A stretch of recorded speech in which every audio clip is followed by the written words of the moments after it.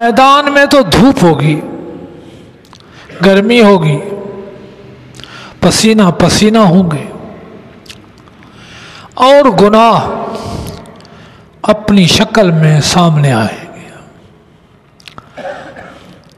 چوری کی شکل ہے، زنا کی شکل ہے، جھوٹ کی شکل ہے، غلہ کی شکل ہے،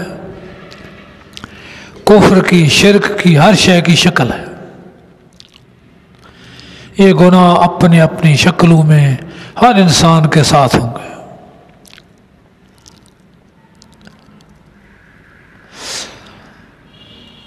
جو آدمی اونٹ چوری کرتا ہے، اونٹ اس کی گردن پہ ہوگا۔ گائے چوری کرتا ہے، گائے اس کی گردن پہ ہوگی۔ بکری چوری کرتا ہے، اس کی گردن پہ ہوگی۔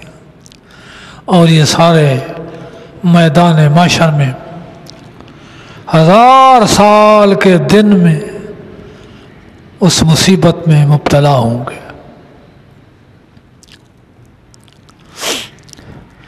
نبی اکرم صلی اللہ علیہ وسلم نے فرمایا، خیال کرو کسی کے حق نہ کھاؤ۔ قیامت کا دن ہوگا، کسی کے کندھے پہ گائے ہوگی، کسی کے کندھے پہ اونٹ ہوگا۔ جو جو کسی کا حق کھایا ہے وہی اس کے کندھے پہ ہوگا۔ اگر کسی کی زمین ہتھیالی ہے تو 7 زمینیں اس کی گردن میں ہوں گی۔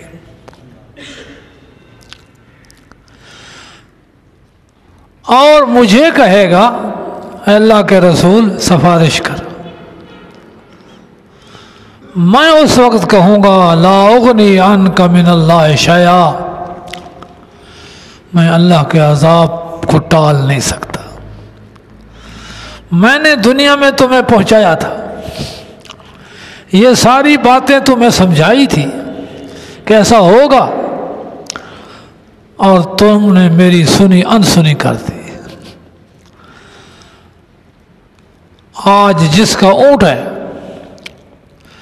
کھایا ہے تم نے، وہ سامنے کھڑا ہے، وہ مدعی ہے، اور اونٹ کھانے والا مدعا ہے۔ اب میں مدعی کے مقابلے کیسے کھڑا ہو جاؤں؟ اس کا جس کا حق ہے وہ سامنے کھڑا ہے، وہ اپنا حق مانگ رہا ہے۔ اب میں کہوں کہ اس کو چھوڑ دو تو مطلب ہے میں اس کے خلاف ظلم میں حصہ دار بن جاؤں؟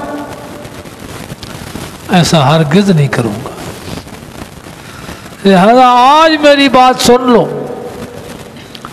کہ کسی کا حق مت کھاؤ۔ کسی کی طرف حق چلا جائے تو پرواہ نہیں، وہ تمہارا محفوظ ہے، اور اگر کسی کا حق کھا لیا تو وہ تمہاری گردن پہ ہوگا قیامت کے دن، اور میں جواب دوں گا کہ میں اللہ کے عذاب سے تمہیں چھڑا نہیں سکتا۔